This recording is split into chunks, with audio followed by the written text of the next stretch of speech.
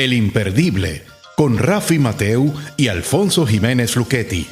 Una producción de Salida 99.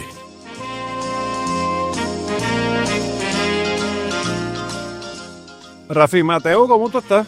Muy bien, Alfonso Jiménez y Luchetti, ¿cómo tú te encuentras?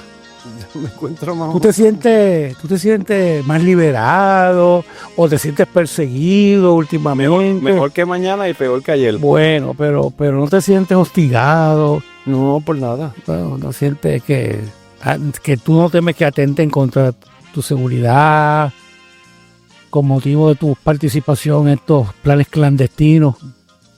Te pregunto yo, ¿verdad?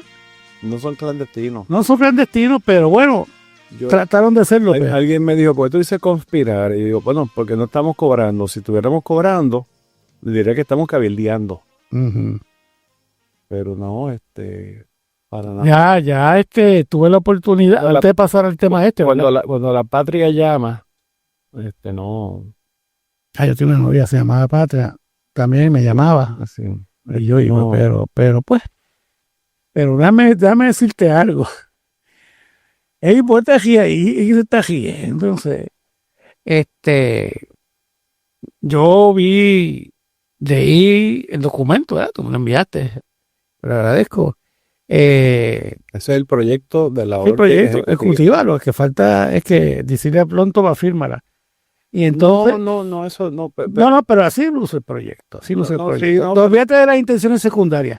Yo te digo cómo luce el proyecto. Eso sería un tema para discutirlo, porque yo creo que ustedes hicieron le hicieron el trabajo sucio a Trump, el trabajo de una orden ejecutiva, como si él estuviera escribiendo. Imagino que cuando él la lea dirá, pero ¿quién diache piensa que yo no puedo generar una orden ejecutiva? Me tienen que escribir. Eso es una posibilidad que le pueda pasar por la mente. Si es que en algún momento soy a su escritorio. Pues déjame hacerte 3 comentarios. Que yo creo que vaya a ser. Y de hecho ya esta semana hablé suficiente del tema, pero No, que te lo traje aquí como algo liviano, no quiero verla. de la oficina del presidente de la Comisión de Recursos Naturales del Senado pidieron que le enviaran una copia en formato Word. Ok.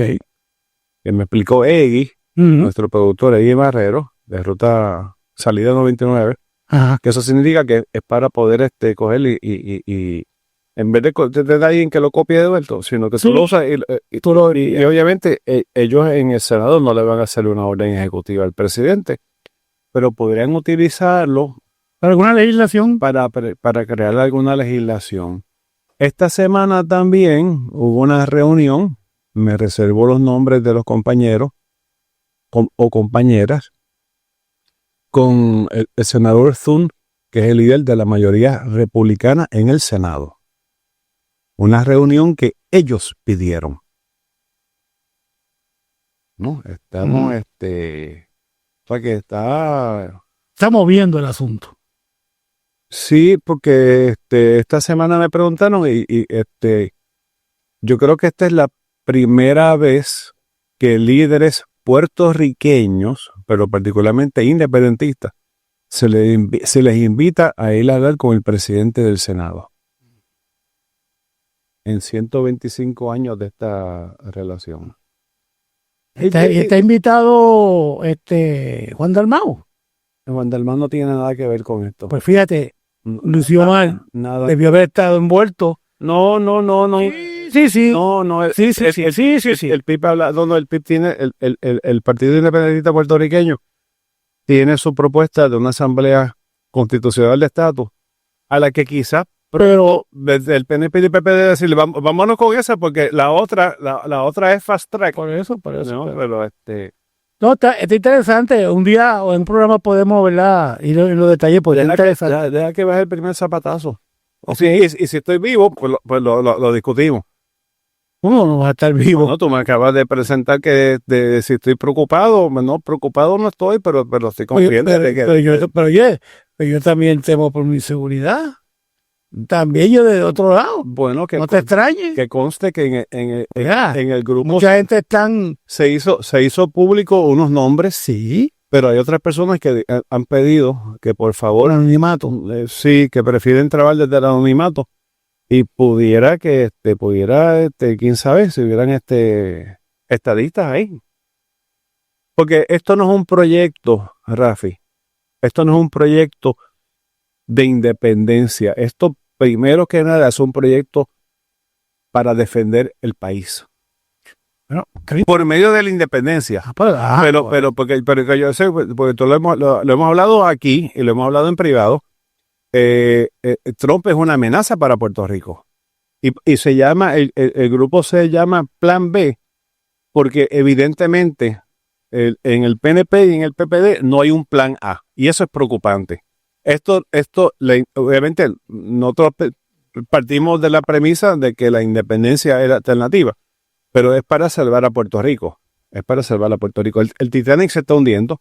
Hay unos decidieron que se van a tocar música. La banda del Titanic. Sí. Sí, rojos y azules. Están tocando ahí la música. No, aquí no va a pasar nada. Vamos a seguir tocando música.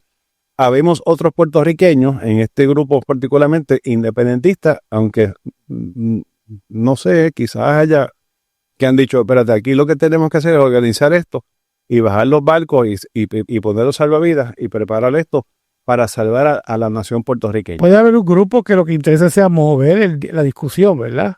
Que sea la discusión también, sea mover la discusión. Porque estamos ahora mismo en un marasmo en una estática en cuanto a eso, ¿verdad? Y yo no creo que, ¿verdad? Que, bueno, después yo te daré mi opinión, pero nada, está interesante, hay que analizarlo. Pero hoy tenemos,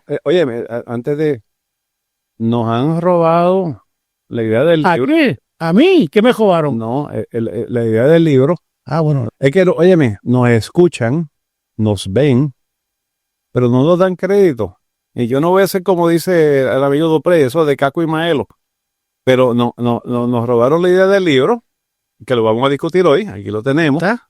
Y nos robaron la idea del reloj. También. Bueno, pues entonces nosotros estamos haciendo historia.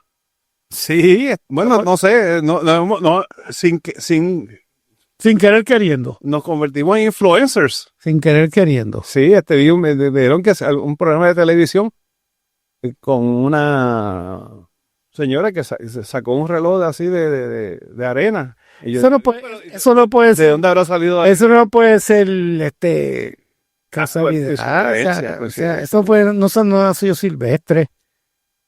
Nada. Pero mira, Alfonso, Dale, mira que tenemos el libro y se nos va el tiempo. no te apures que tenemos aquí. Déjame recordarle a los amigos, Este es el episodio número 10. eso mismo iba a decir. Estamos en nuestro 10º aniversario, De aquí, el próximo es el 25. el 25. Estamos El episodio 25 y después tenemos el 50 y cuando hagamos el 100 vamos a tomar Don Periñón. no sé. Porque acuérdate que ahora hay unos aranceles. Sí, no importa. Oye, No importa, yo lo pago. Están hablando de un 200%. Yo lo pago. Así que a mí que me gusta, ¿verdad? A Trump le van a recortar de esto antes de que sí. Hay mucha gente, amigos de él, que toman Don Periñón y toman y Walker Black y Blue Label. Y Black Label. Yo te lo dije a ti, que yo creo que, señor, y no estaba, no estoy diciendo nada, Ten cuidado con pero lo es que dices. está amenazando poderes demasiado grandes. Sí. Y- Vegas, Mírate tú. yo soy obviamente por mi ascendencia materna de Francia y de Córcega. Yo soy más me gusta más la Borgoña, inclusive más que el Bordeaux, pero el Vegas, Vega Cecilia, Vega España. Sicilia, sí, Pero lo que el Duero, Sí, pero déjame decirte algo, cuando yo escuché eso, bellota se puede disparar. Digo, ya que está Aquí- carísimo ya, el foie gras, yo no sé, pero la Guinness. Óyeme, que estamos casi en vísperas de St. Patrick's Day. la Heineken, La Palmolive, sí, Palmolive. la Peroni. Mira, pero aparte de eso, cuando yo estaba leyendo eso, quienes se van a beneficiar, digo, de forma inmediata, son los vinos californianos, porque la gente va a empezar a comprar más vino de Estados Unidos, que es lo que Trump dice, no, yo estoy favoreciendo nuestra producción. Hay vinos, O sea, eso es una legislación proteccionista totalmente, ¿verdad? hay vinos muy buenos de Argentina y de También, Chile. sí, pero te digo, pero oye, pero no podemos subestimar el mercado europeo y ponerle eso aranceles. O sea, bendito, el que le gusta el champán y todo eso va a sufrir, va a tener que sacar un presupuesto bastante holgado. El Cointreau, Oh, Amaretto. sí. O sea, estamos hablando de que aquí, yo no sé si eso verá persistir. Cardenal Mendoza. Yo no soy muy de eso, pero en realidad, Llama, el griego, el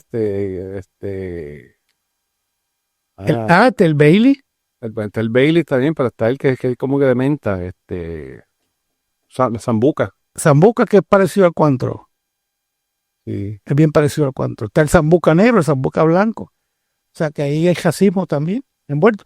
Pero, nada, vamos a tener que discutir esto, toda la queja de los aranceles. Yo estoy pensando que la En la tercera... guerra de los aranceles, lo que pierden son los consumidores. Sí, claro. No, y los países. Pero como Obviamente Donald los Trump, países. dime, de todo lo que hemos discutido, Donald Trump es Big Mac, Taco Bell, No consumen licor. no, Diet, sí, ¿el es Diet Coke o el es Coke? Diet Coke. Clinton era así. Clinton, yo me acuerdo cuando sé que le dio, se le toparon las coronarias. Sí, ahora lo tienen comiendo vegano, bendito. Pero- Lo tienen comiendo como si fuera un conero. Pero Pero cuando él le hicieron la intervención, él, siendo presidente, yo me acuerdo, él comía Big Mac y Diet Coke. no, lo de él era pollo frito. También, pues. Y la comida, sí, la comida sureña. Ok.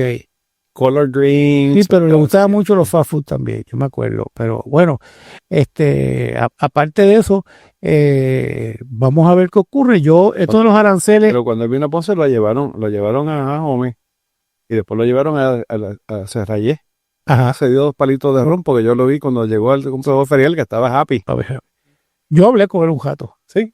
Cuando estábamos allá, pues estaba Mayita, entonces cuando él habló, antes de entrar, lo tenían en una sala allí, llegó con unos zapatos cómodos, una chaqueta sport, y entonces nos dijeron, vengan para acá. Y yo fui con Mayita y al presidente del teatro municipal, y entonces nos recibimos allí. José Elías me pidió, me rogó que fuera al cumpleaños Frega a verlo esa noche. Ok. Y yo dije, no quiero, y me dijo, vete. Y yo fui, me mantuve alejado. Y vi, en un momento dado, vi frustración, porque él extendía la mano, pero la gente no le tomaba la mano. La gente lo que quería era ponerse al lado de él y tomarse un selfie con el celular. Yo estuve viendo y la línea se fue bajando. Estaba Carlos José Vázquez, me dijo, vete, dale. Y me arregló, vete allá, vete, salúdalo. Y yo fui y le di la mano, le eché la mano. Y ese hombre agarró esa mano y me dio un jalón así. Y de ahí yo le dije, yo trabajé en el DNC del 95 al 98 con Mignon Moore. Y me dio un jalón así más para acá. Ajá. Me dice, ¿de verdad? ¿Y qué estás haciendo aquí? Le digo, bueno, es que yo soy de Ponce y estoy aquí en un negocio familiar de la familia.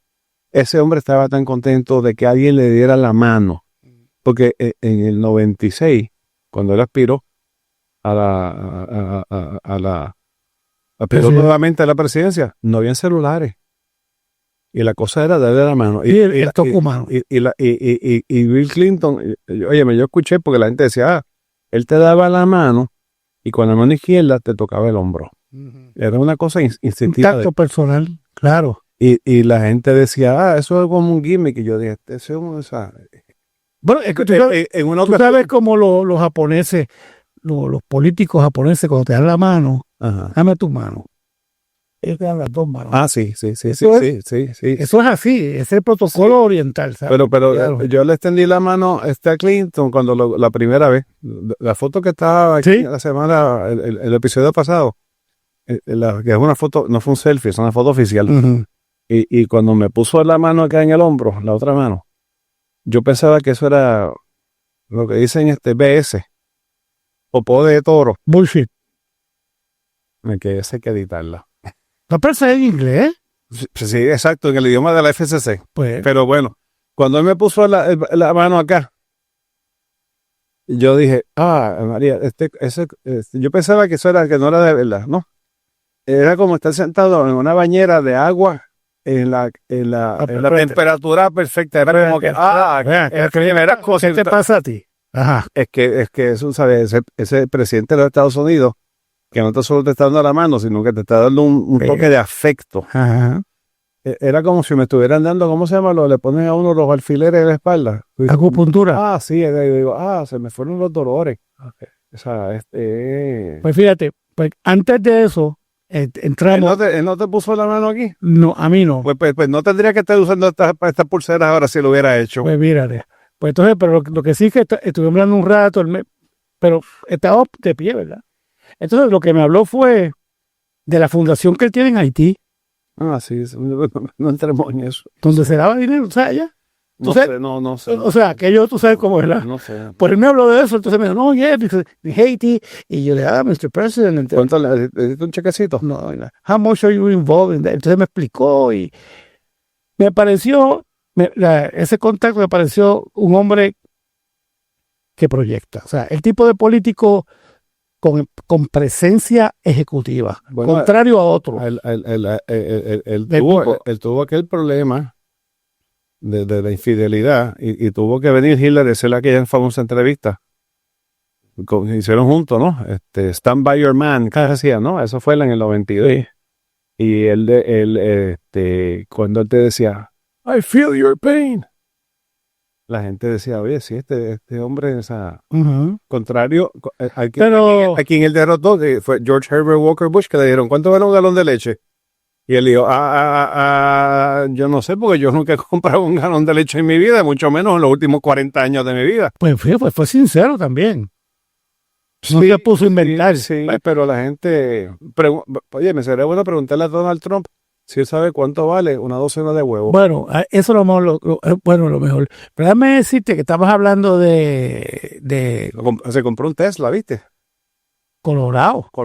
Pero si él no puede guiar, No, él no sabe guiar probablemente. eso lo generará. No digo que iba a tener allí en el para que el staff. Pero tú sabes hablando tú que conoces, que tú que compartías, ¿verdad? Con los demócratas, ese incidente con Mónica Lewinsky, donde él dijo, I didn't have sex with her. Uh-huh. With that woman, él interpretó lo que era. Y yo me acuerdo aquella deposición que le hicieron, estuvo brutal. Cuando ese hombre allí, yo estaba fuera en el banquillo, pero no fue el único affair que él tuvo. Tú sabes que eso era lo que pasa. Tú sabes. Rafi. Es más, cuando era gobernador de Arkansas. Rafi, no fue el único presidente que tuvo affairs. Claro. En la Casa Blanca. Ok. Yo sé, pero te quiero decir por eso. Lo que pasa es que hasta Clinton había un respeto y no se mencionaba. Yo creo que el único, el que yo pondría la mano en el picador sería Jimmy Carter. Que lo criticaron porque una vez dijo, yo he tenido deseos impuros y le cayeron encima, digo, pero, o sea. Por favor, ser humano, de carne y hueso. Y quizás Reagan, ¿verdad? Pero ya Reagan estaba, cuando llegó Reagan a la Casa Blanca, ya estaba. A mí me encantaba el delivery de ese tío. El delivery. Mira, vamos al libro que si no nos van a. Por cierto, ¿tú alguna vez oíste hablar de Jumbo? ¿De Jumbo? No. Jumbo era el pene de Lyndon B. Johnson. Ok, vamos al libro. Vamos al libro. Vamos a hacer una historia. Vamos al libro. Sobre eso. Vamos al libro. Bueno, amigos. Vamos al libro. ¿De qué estamos hablando? Yo tomé clases de periodismo con James Dickin, que era el reportero del San Luis Post-Dispatch en la Casa Blanca, y lo fue por varias presidencias. Sí, y él escribió un libro al respecto. Él nos contaba que con Lyndon Johnson, a veces él decía, tráiganme al pool de los periodistas, ¿no? Y se lo llevaban al baño mientras él estaba sentado en el trono. Y decía, y que una vez... Él dijo, ¿ustedes han visto algo como esto? Jafi. Pero esto va por radio. Pero tú estás hablando de lo mismo. Radio, no, pero yo te estoy dando Una vez estaba en el rancho y le dijeron, mire, presidente, tenga cuidado con la culebra. Y él se vino allí frente a todo el mundo. Pero, óyeme, eran con hombres y mujeres periodistas, ¿no? Y le digo, aquí está la culebra. Pero dale, vamos al libro. How to Hide an Empire. Él dijo que tuvo más affair que John Kennedy. Él lo dijo. Bueno, pero aparte de esto, señores, amigos, How to Hide an Empire, A History of the Greater United States. Esto fue un regalo muy apreciado por este servidor que me hizo Alfonso. El libro yo me enteré de él por el doctor Carlos Avilés. Ajá, tú me Digo dijo. Carlos Avilés. Él me lo recomendó, yo lo bajé. Yo les recomiendo, ¿verdad? Aquellos.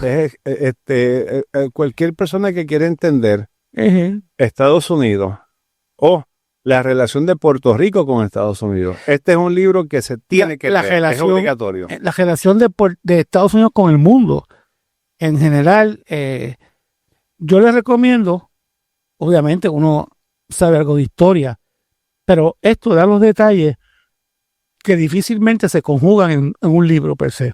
No es un libro de historia formal. No, pero Es historia popular. pero está tocando, sí, pero No digo porque pueden venir acá los doctores universitarios a decirme, no, eso no es un historiador. es que no tiene esa rigurosidad. Mira, No, exacto. este libro yo se lo recomendaría a cualquier persona que esté en política, no matter what, sea legislador municipal, sea legislador o que te interese la historia, ¿verdad? Yo se lo porque- recomendaría a todos los puertorriqueños Claro. que entendieran. El problema es que el puertorriqueño la mayoría no entiende inglés, tendría que traducirlo. Ah, bueno, Esto está limitado, para un 15 o un 20% de la población de para Puerto los independentistas. y para algunos estadistas. Algunos, dije algunos, no. Pierluisi lo entiende. Sí, pero no leen. Bueno, está bien, pero lo que te digo es que lean. Tiene que ser que saben inglés y que lean. Ok. O sea que lo bajamos, mira, los estadistas, me sobran dedos aquí, Bueno, Alfonso. Desde que sepan leer, que les guste leer, que sepan y inglés. que sepan interpretar lo que leen. Y sí, ¿sabes? Porque esto hay que a veces darle un poquito de rewind en algunos momentos. Y no está escrito por un comunista, ni está, No. o sea, está Esos son los hechos históricos. porque no está cargado de Este libro, amigos, para que ustedes entiendan, este libro empieza con la historia, inclusive cuando llegaron las 13 colonias, cuando llegaron ¿verdad? de Inglaterra, empieza a hablar sobre las 13 colonias y sobre desde cómo cómo se fue creando ese imperio, ¿verdad? Sí. Que definitivamente el propósito era extenderse hacia el oeste, ¿verdad? Y cómo fue gradualmente ocurriendo. Toca el tema de los nativos americanos, de los indios, de todos esos estados que estaban al oeste, ¿verdad? De Nueva Inglaterra, que eran realmente 13 colonias. Yo lo pondría más fácil, y el autor lo pone.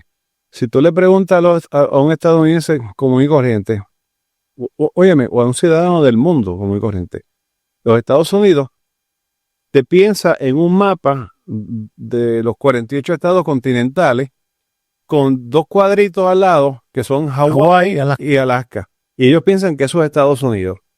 Y entonces lo que el autor pretende decir, mira, tienes que ver Estados Unidos como lo que fue un imperio, pero escondido.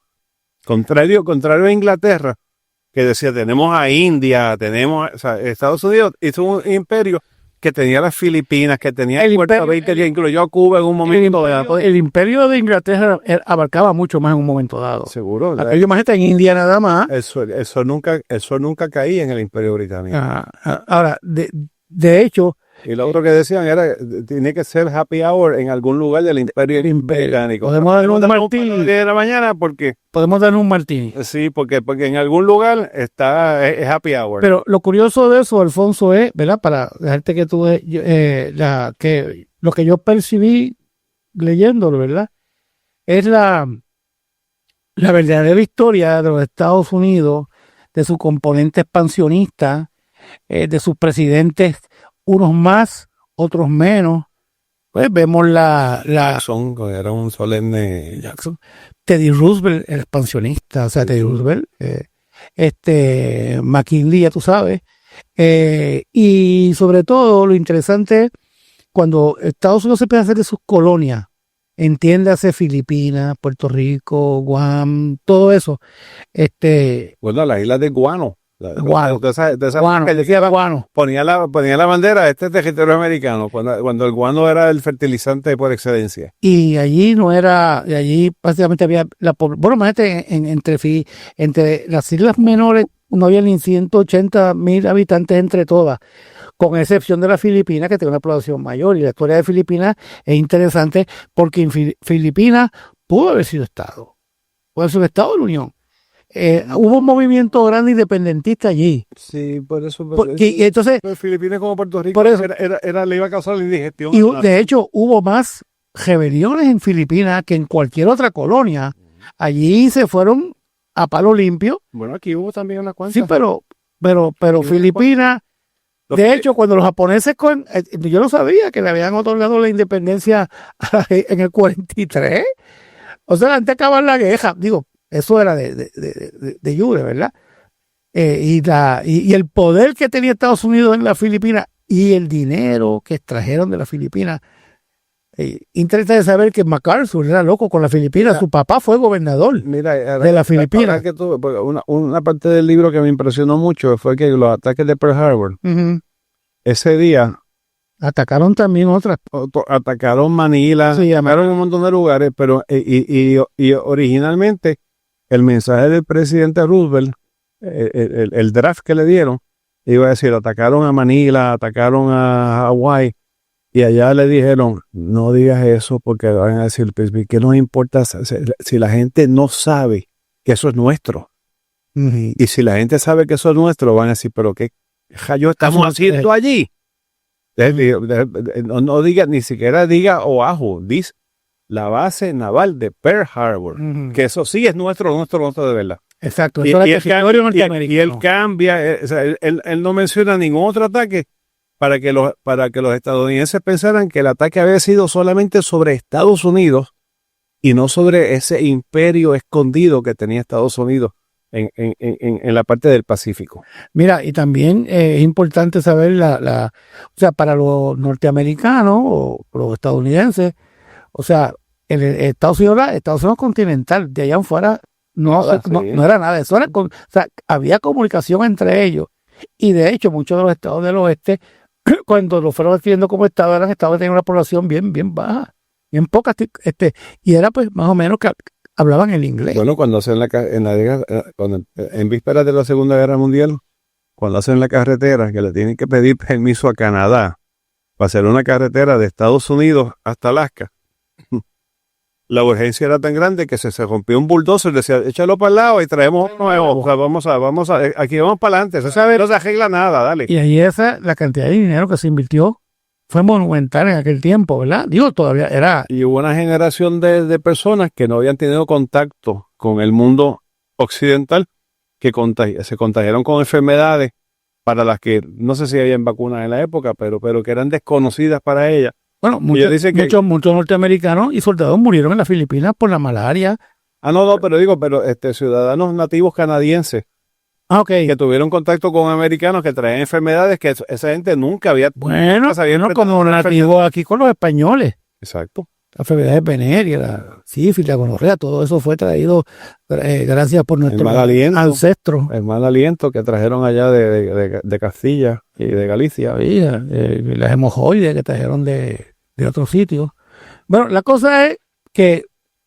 Pero óyeme, la gente va a pensar, a pesar de que tú lo estás diciendo, que este es un libro antiamericano. No lo es. Te pone porque ese imperio norteamericano, que en un momento dado va a incluir las bases norteamericanas militares que se construyeron por la Segunda Guerra Mundial y después por la Guerra Fría, alteraron la historia de la humanidad. A mí, una de las cosas que más me gustó fue el que tiene que ver con los Beatles. Y alguien me dice, ¿pero qué rayos tienen que ver los Beatles? Pues, en las afueras de Liverpool había una base aérea gigantesca, probablemente de las bases aéreas norteamericanas más grandes en Europa. Y la música de otros grupos ingleses también. Sí, pero obviamente los muchachos que vivían en Liverpool tenían acceso a una música que los soldados americanos la estaban escuchando y decían, "Pues, llévate el disco a la barra que vamos a beber para que lo pongan allí". Así era la influencia norteamericana. Y escucharon eso. Entonces decía que la mamá de John Lennon se crió con una tía. Porque la mamá era de igual, John Lennon. John Lennon, sí. Uno de los fundadores de Beatles. Pero la mamá de John Lennon, pues jangueaba con los soldados y tenía en su casa una colección lo más reciente, lo que salía en Estados Unidos una semana, a la semana ya era también allá. Y él escuchaba esa música, eso son las influencias de rock and roll que otra gente quizás en Londres no la tenía. Sí, y también es interesante la historia, por ejemplo, en Japón, Okinawa tenía un montón hasta los otros días, Okinawa está dominada por los Estados Unidos. Sí. Okinawa en sí, era una importantísima base militar estadounidense. Y prácticamente toda la economía corría con restaurantes y barras y burdeles. Y de hecho fue bueno para ellos porque los negocios hicieron hacia arriba. O sea, vendían. Bueno, no sé si fue bueno para ellos. Bueno, económicamente ahí demuestra cómo todas estas islas eso me suena, empezaron a... Eso tiene un... Sochi's Life, así son, o sea, no sé si... Pero fue una realidad. Fue una realidad. Pero es la realidad empírica, tú sabes. Y son datos que yo no conocía, por ejemplo, empírica menos, ¿verdad? De que tú seas un residente de Okinawa y tu hermana se tenga que dedicar a la prostitución para alimentar la familia. En cualquier caso, pues la empírica se va para... No, pero fue un dato, aunque yo lo niegue. No. Eso es lo que yo me decía. Pero tú dices que es bueno, yo te digo, depende. No que sea bueno, que es un dato real que existió. Sí. En toda esa la prostitución fue... Óyeme, con este imperio se aprendió a poner comida en lata. Eso es correcto. Que es un avance para la humanidad. Con eso, con la Segunda Guerra Mundial se aprendió de que tenían que estandarizar los tamaños. Porque sí, de toda la tornillos. Es un capítulo fabuloso. Se hizo una cumbre para eso. Sí. Para estandarizar, para poder tener un comercio común, porque tú mandabas un equipo y entonces estaban las tuercas de otra dimensión, entonces no servía. Yo tuyo, no le sirve la tuerca que yo tengo aquí. Y para arreglar carros y vehículos, eso fue, eso. Los colores de los pares. Entonces, lo uniformaron. Creo que era Cuba, que era amarillo, pero entonces vamos de acuerdo que el pare va a ser en rojo. Exactamente. Para que pare, y verde para que siga, tú sabes. Y de hecho, ahí se entiende también la importancia del inglés como idioma, ¿verdad?, internacional. Que en una época era el francés. Para las cosas médicas, diferentes ciencias era el francés. Sí, de física yo creo que el alemán fue en una época el idioma estándar. Se sustituyó. Y después dijeron, vamos a... Mira, también habla ahí sobre el Puerto Rico del 1898 hasta las primeras años del siglo XX, ¿verdad? La participación de Albizu Campos en la política puertorriqueña. Interesante de cómo... Hay un error que yo sé que los historiadores aquí, algunos historiadores, porque dice que Albizu Campos y Luis Muñoz Marín, José Luis Antonio Muñoz Marín, yo almorzaba pero que habían estudiado Derecho en universidades norteamericanas. Y eso es un error fáctico. Que Muñoz Marín no estudió Derecho. No, Muñoz Marín no estudió hasta high school. Porque dice, no, que Albizu fue a Harvard y Muñoz Marín fue a Georgetown. Digo, sí, pero... No, Georgetown fue a... Georgetown High. Georgetown High School. Más nada. O sea, Muñoz Marín... Ahí no le especifican, pero sí, es realidad. Sí, como cierto hubo un degree, un grado de Georgetown. De Derecho de Georgetown. No, ni abogado, ni... Darle la capacidad intelectual que tenga Muñoz Marín en aquel momento, ¿verdad? Era una persona que se expresaba bien, era una persona relativamente inteligente. Y de hecho lo reconocían en Estados Unidos como que era la persona que se podía utilizar para ponerle el frosting a la colonia. No. Primero fueron a la cárcel de Atlanta. Bueno, hablar con Albizu. Pero Albizu ya dijo que tenía... Eso dijo que no, eso consta en las memorias de Correger. Y déjame decir... Correger cuenta de que Albizu Y Se reúne y llega el viso y le dice, aquí vinieron los sí, de la audiencia a proponer esta oferta. Y yo le dije que no, y Corregel dice, pues qué bueno que dijiste que no, porque si tú llegas a decir que sí, cuando yo salía de la cárcel, me iba de vuelta para Ciales, y yo no me atrevería a salir de la jurisdicción del municipio de Ciales más nunca en mi vida. pero fíjate, lo interesante de todo esto fue la política de aquel tiempo, ¿verdad? Sobre todo, mira, en el área de la medicina. Pero Muñoz Marín había aprendido del país. Sí, de jefe. Y se va con los españoles, y cuando vio que los españoles se fueron, él dijo, hey, I speak in English, vamos a... Un capítulo interesante me estuvo a mí, el de las enfermedades que habían en Puerto Rico, las lombrices, las enfermedades venéreas, el hambre que había en Puerto Rico. Cuando llega el doctor Ashford, Sí. y hay un doctor, pero el que más me impresiona es un doctor Rhodes. Sí, no, pero no fue Muñoz Marín que hizo todas esas cosas. No, Doctor Ashford. Ashford. Porque el doctor Rhodes ese era de hacer otras cosas. No, pero aquel es el Mengele. Ese es el Mengele de Estados Unidos. Hacía pruebas y admitido por él en unas cartas De hecho, que él había matado gente. en estos días es un natalicio. Ajá. Sí, de Mengele. Sí. Pero yo me refiero. El otro no, el otro No, el otro, tú sabes que después tuvo posiciones altísimas en el gobierno estadounidense. Pero ese tipo admitió haber dejado morir personas porque estaban mintiéndole. Hay una clínica de cáncer que llevaba su nombre. Después le dijeron, mira, el tipo O sea, pero por ejemplo, Cornelius Rhodes. Ashford, pues, tenía cierta empatía con los puertorriqueños. Eso fue, óyeme, como ahí.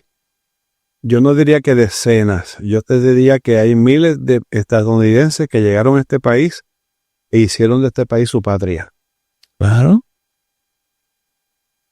De americanos que se convirtieron en puertorriqueños. Pero tú sabes Los que Charles H. Terry, los Mac Jones allá en Villalba, ¿sabes? Esta gente que llegó aquí. Pero fíjate, se enamoró, la impresión, se enamoró de este país. La impresión de toda esta discusión de la colonia.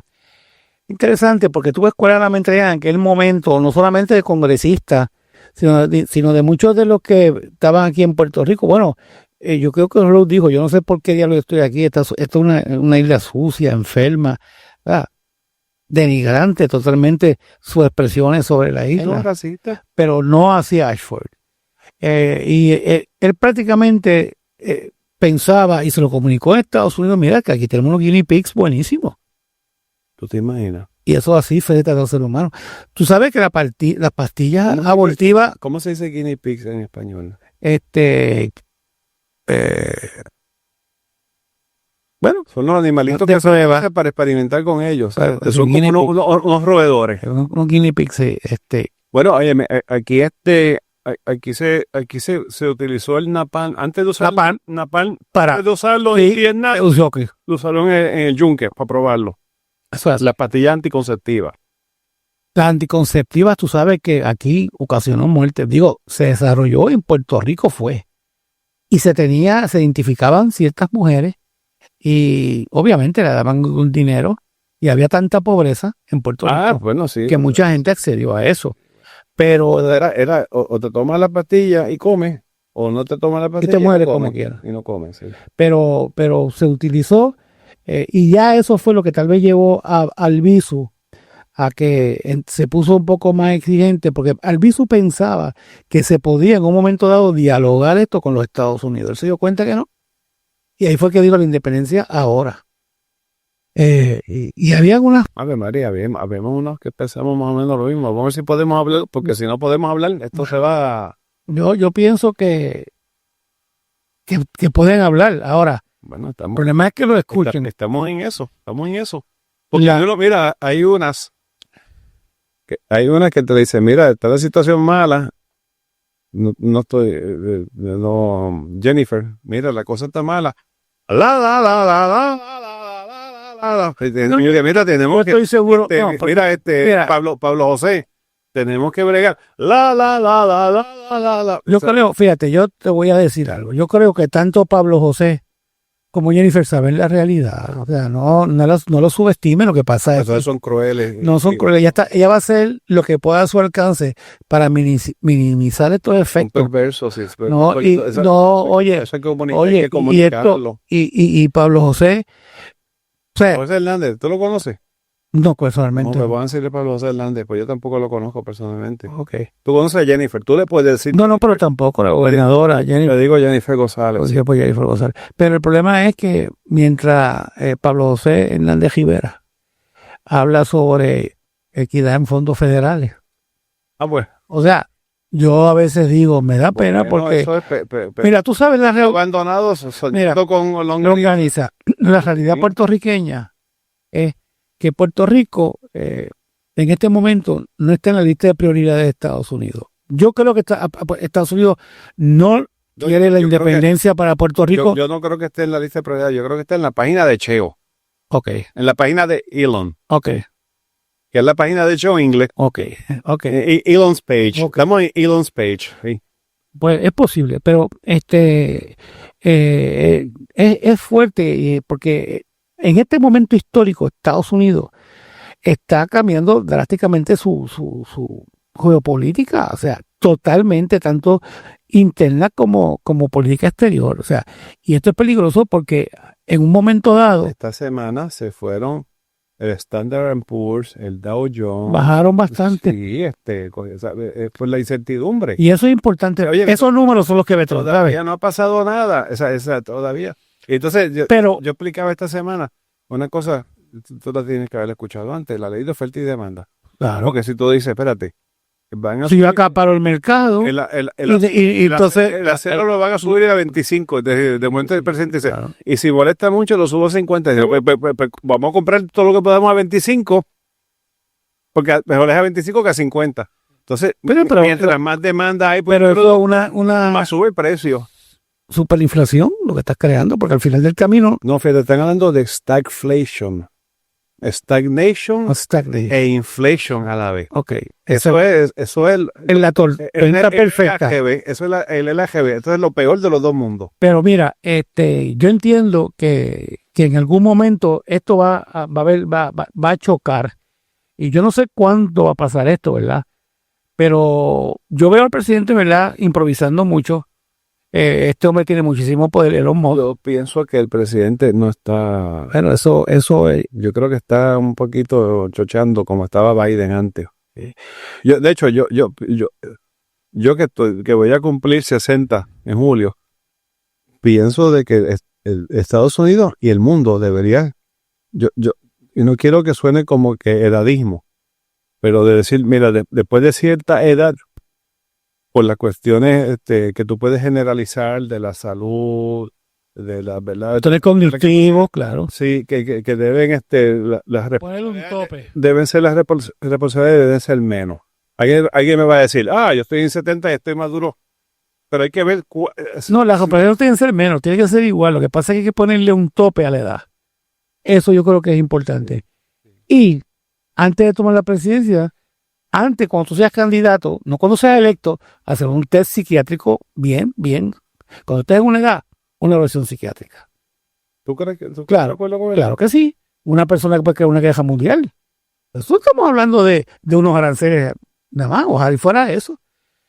Pero Porque tenemos otro viejito en Irán es- que le dijo, si van a tirar, Mete mano. mete mano, dale para adelante. Eso es cuando no, o sea, estamos eso no lo hacía Nikita Khrushchev y Kennedy. Ellos no hablaban de esa manera. Ellos decían como que vamos con ni cara. Gorbachev ni Reagan tampoco. Yo era muy Tampoco. la diplomacia se ha perdido, la elegancia presidencial se ha perdido. Esto parece una barra puertorriqueña. Dale, tira para adelante. Dale, tira tú. Aquí está la pajita, túmbala. Exacto. Túmbala. Sí. Mira, una cosa interesante Una baja Puerto sí, con dos ebrios machajanes. imagínate. Y ni siquiera bebe. Porque si tú dijeras Trump, que Trump se metió 4 palos de bourbon y que estaba sacando el macho a pasear, pero Mira, pues en la historia esta me fascinó mucho toda esa área del Pacífico. En la historia de MacArthur era un hombre tenía un carácter difícil.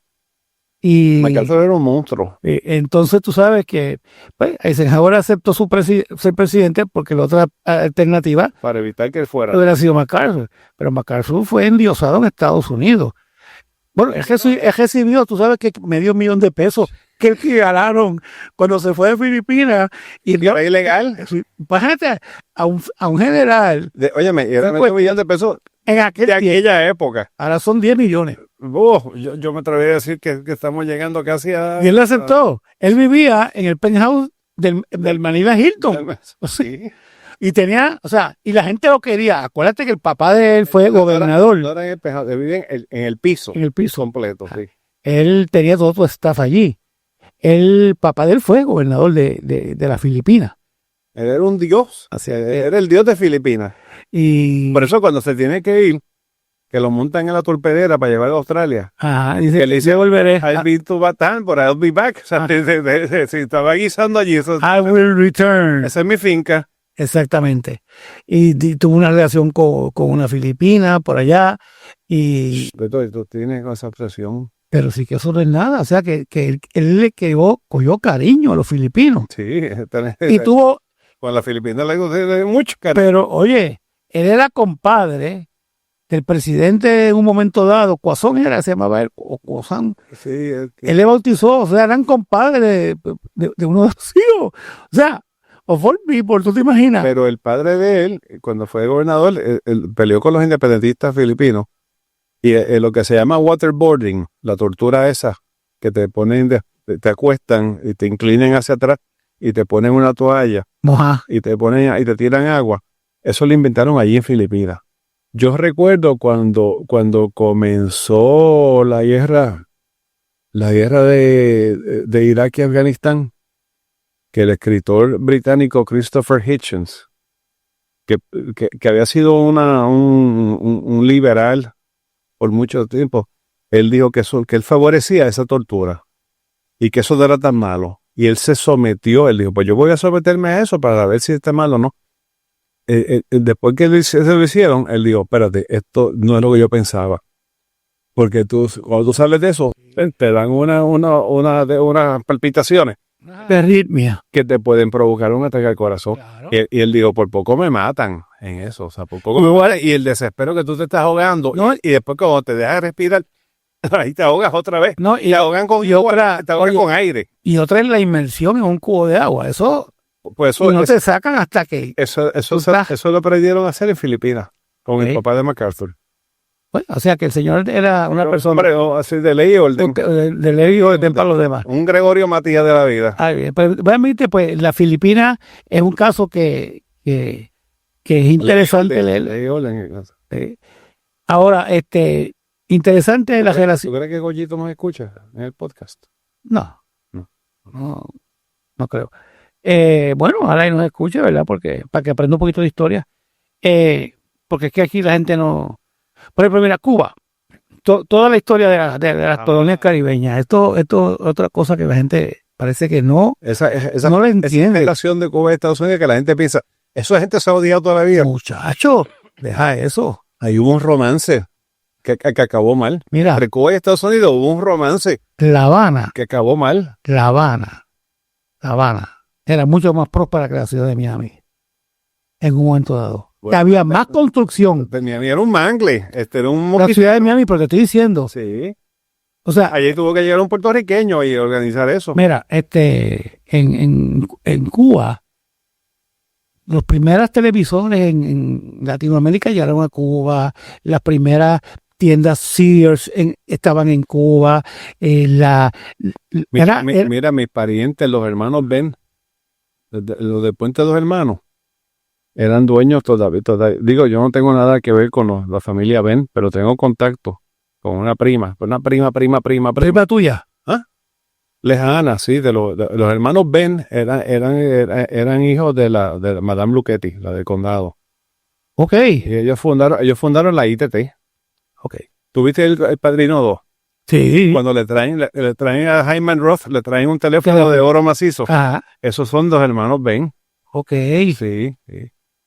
Sí, La Habana es una de las ciudades más avanzadas del hemisferio. hasta que llegó el cáncer de comunismo ese. No, hasta que llegó Fulgencio Batista. Y ahí empezó la cosa. Sí, pero con todo y Fulgencio Batista, o sea, no compara con lo que el destrozo como está Cuba. Eso dan ganas de llorar. Un país tan próspero, tenía una medicina avanzada, profesionales de primer orden que se fueron para Estados Unidos. Por eso habemos unas personas que estamos preocupadas y queremos, si vamos a tener que tener una separación con la del tío Sam, que sea de una manera amistosa, yo no creo organizada, y que no sea que nos dejen abandonados. Bueno, Oye, el libro, yo compré el libro y lo hojeé, porque yo lo escuché, yo no lo vi, pero el libro tiene un montón de fotografías que son fascinantes. sí. No es un libro de fotografías, pero tiene fotografías. No son muchas. Hay una fotografía de Albizu en su uniforme militar, ¿verdad? Exactamente. Sí, ahí Aquí hablan sobre el atentado en Fortaleza. ¿Y cuál fue en el 50 o 52? 52. Eso fue en el 50, ¿no? Con la rebelión del 50. Bueno, que fueron a Fortaleza, fueron a varios sitios. Una tacanda. Bueno, una bala, Muñoz se tiró al piso, una bala entró por la oficina de él, lo dice ahí. Bueno, lo dice ahí. Sí, está bien, eso no. Y estaban, y él temía por su vida constantemente, por eso es que él le hace la guerra a los independentistas, porque él se expresó. No, perdóname. Muñoz le declara Muñoz y los federales le declaran la guerra a los nacionalistas y los nacionalistas responden. Porque la violencia nacionalista siempre fue reactiva, nunca fue proactiva. Está bien, pero en punto de vista de aquellos años del 50 al 52. Viene de la masacre de Río Piedra. La masacre de Ponce. Sí. Eso. Ese es otro caso, el del... de Puerto Rico, del americano que llega a Puerto Rico pensando que iba para Costa Rica. Y llega a Ponce y se encuentra con la masacre. La masacre de Ponce. ¿Pero qué es esto? Era Richter que estaba en la policía. Ajá. Pero Richter justicia y yo creo que por la masacre de Río Piedra. De Río Piedra. Pero ellos dijeron que se defendieron, que ellos dispararon primero. Así que nadie sabe la verdadera historia de Pedro Navaja, ¿verdad? Eso, pero es interesante, sobre todo, esos primeros años, esos años de relación con Cuba.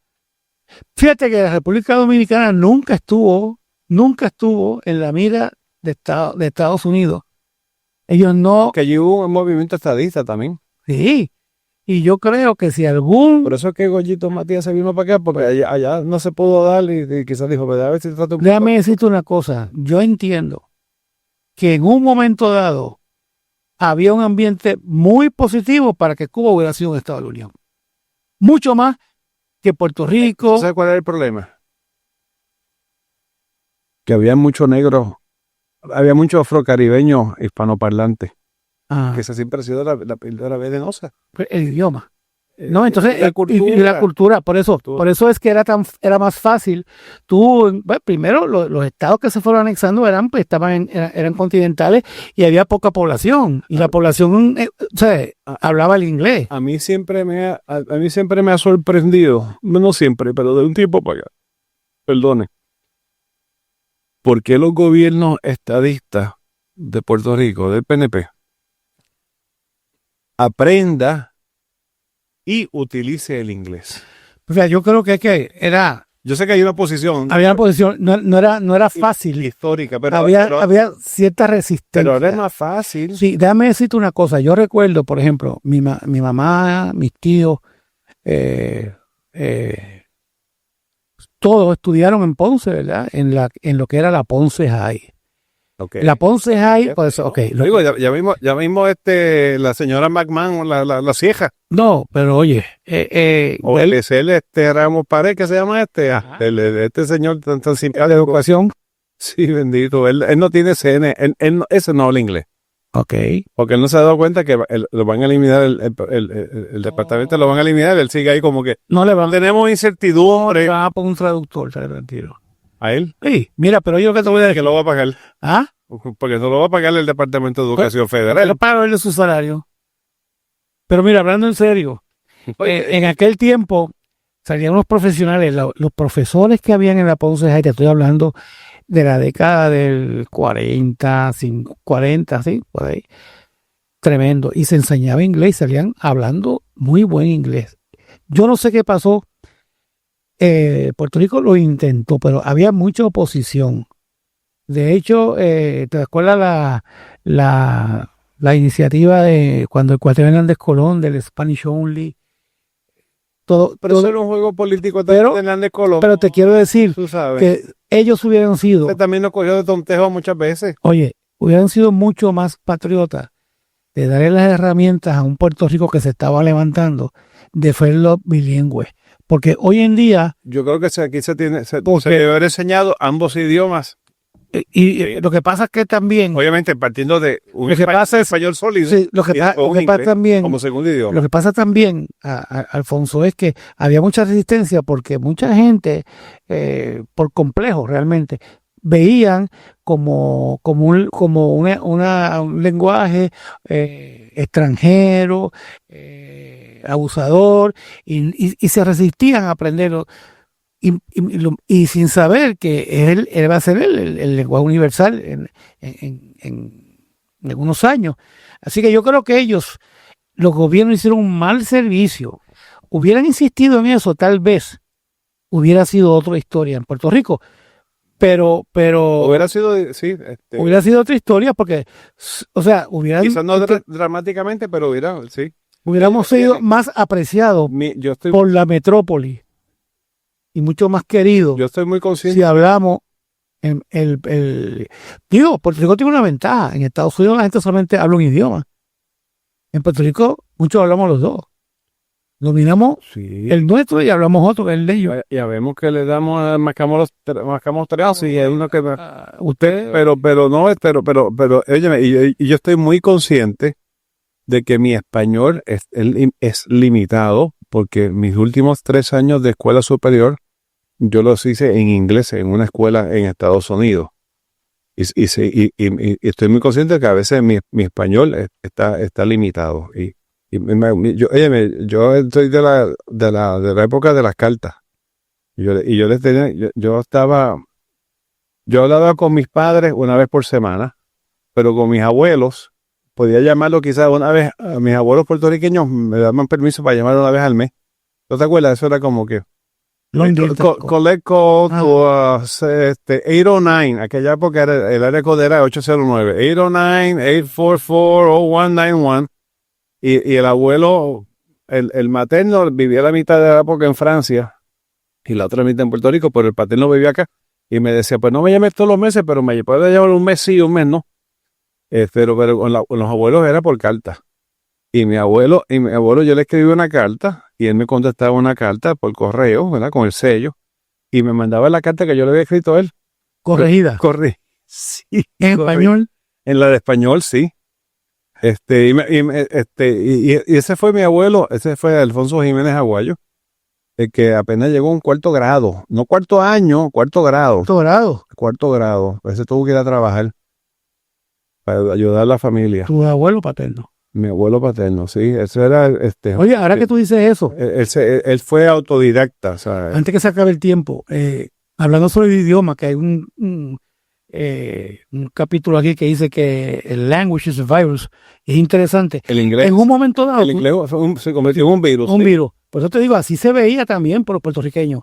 Y esa era la resistencia. Pero fíjate, ahí hablando de un virus como algo positivo, que se regó Sí, por todos lados. claro. Aquí era el virus como que algo malo, O sea, para vacunarse antes de... Aquí hablamos como el HIV, Yo- el virus del HIV. Pero déjame terminarte de decir algo que se nos fue cayendo el tiempo. Ahí se estaba hablando de cómo hacerlo más fácil. Entonces ellos hablaban de un idioma que tenía solamente 800 palabras. Oye, o sea, que ellos entendían que con 800 palabras tú podías más o menos hablar y entender un inglés normal de diario.